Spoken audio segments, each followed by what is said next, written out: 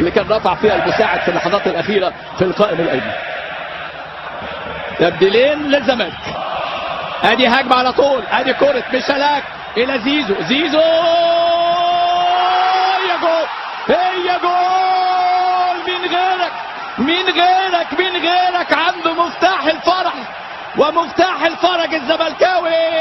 ميشالاك اللي صنع، وزيزو المره دي بعقل قوي بامكانيات كبيره لاحمد مصطفى. زيزو محدش غيره، هو محدش غيره يسجل للزمالك الهدف الاول للزمالك.